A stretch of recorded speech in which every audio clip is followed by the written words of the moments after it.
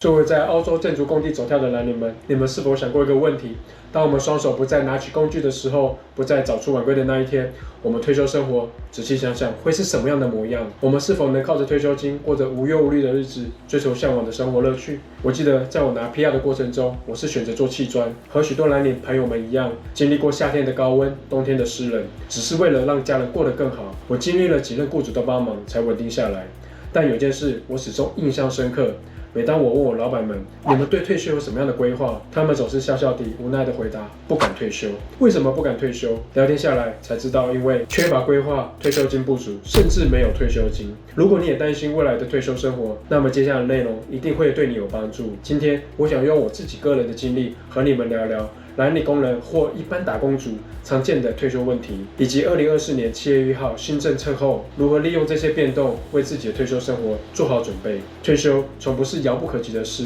现在就是你改变未来最好的机会，记得看到最后。大家好，我是布莱恩，带你用投资房地产的视角来为在澳的华人建构你的财务自由与退休生活。记得点赞、订阅、打开小铃铛，分享给你身边关心的朋友与家人。我会持续分享对你有用的房产讯息。因为建筑业大环境的关系，很多老板们都希望员工是用 ABN 的税务模式来上班。这样的立场，原则上大家都是老板，需要自己提拨部分的薪水到退休金账户，所以澳洲的蓝领们在退休金上面的计划真的很薄弱。我们先说说正常的情况下，假设你现在是30岁，从事建筑业相关工作，年薪10万，退休金账户已经有8万，这样的蓝领建筑业中算是很积极的在存退休金了。按照目前的情况计算，假设你能在67岁退休，退休金账户里面大概约有120万，从那时候开始，你每年可以提取8万1来维持生活费。听起来不错，但别忘了通膨的影响。如果平均每一年通膨为3%，那么37年后8万1实际的购买力相当于今天的3万5。3万5的补助能否满足你退休后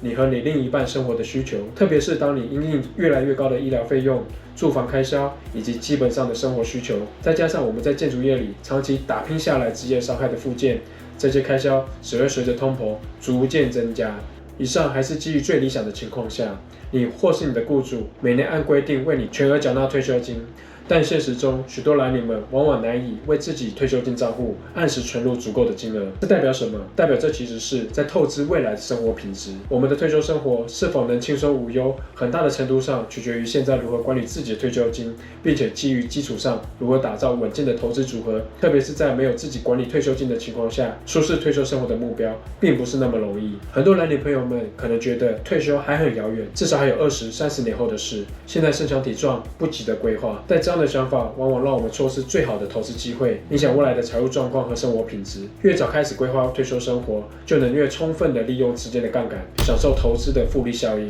复利的魔力就在于它能让资产随着时间的推移持续增长，即使一开始投入的不多，也随着时间的累积创造惊人的回报。举个例子，如果你现在存款有200块，每年按照4% 的利率计算，30年后这200块会变成648元，翻了3倍还多。就只是从小钱开始的结果。如果每个月投入一点，随着时间的累积，未来的收益会更加丰厚。不要因为觉得退休的还很遥远，就忽视当下的行动。哪怕每个月省下一小部分开始，未来生活都会因为今天的努力更有保障。提前投资不仅是为未来的储蓄，更是为梦想生活铺路。像是目前的西澳，有很多机会能够找到50万到60万的优质房产。透过与我们的咨询，对你的了解，来打造属于你的房产退休投资组合。直接点击讯息栏的链接来预约一个1对1的咨询。也有些人觉得退休金只能交给金融机构来管理，自己无法操守，任由他们操作。然而，常见的商业退休金投资的表现参差不齐，有些收益不错，但是扣除掉一些管理费用后，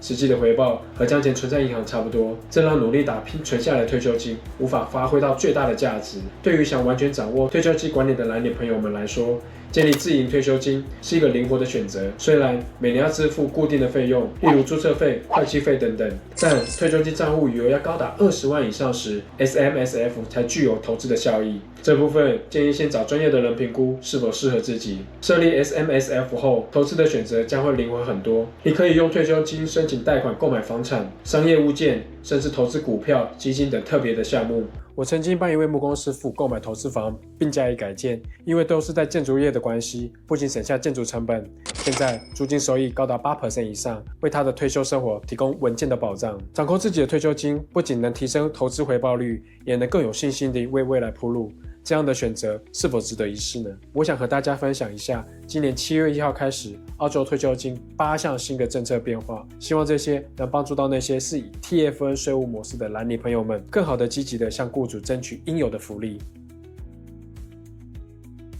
从新财年开始，雇主退休金缴纳的比例，去年的11% 提高了到11.5%。如果你的年薪是10万，那么雇主今年为你缴纳退休金会从去年的11000元增加到了11500元。也许你会觉得500元并不算多，但别忘了退休金的投资会产生复利效应。今天的500元，30年后可能会翻3倍以上，为你的退休生活添了一份保障。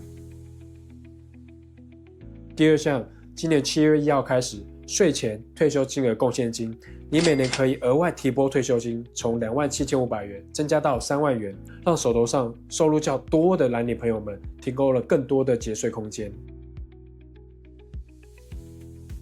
第三项，税前贡献金的上限调整，对于蓝领的朋友们来说，这是一个省税和优化退休金的好机会。以前政府规定每年能放入退休金的税前贡献金是有限的，多1分也不行。但从现在开始，如果你的退休金金额在6月30号是低于50万澳元，而过去5年没有用任何的税前贡献金，今年可以一次性的补上。举例，如果你从2021年开始没有往退休金里放入税前贡献金，那么2025年的财年度你可以一次补上162500元。更重要的是，这笔钱在退休金里只需缴纳15% 的税。相比较下来，如果你今年需要卖房，挣了10几万，这笔收入可能需要缴纳45%的税。但如果你把其中的16万2放入退休金，不仅可以省下30%的税，还可以直接省下了48000澳元。这相当是有些人1年的收入啊！有人可能担心，把钱放在退休金里是不是完全锁死，直到退休才能动用？其实退休金不只是存款，它可以变成你的投资工具。这笔钱可以用来投资房产、股票和其他的资产，让退休金为你工作，实现更高的回报。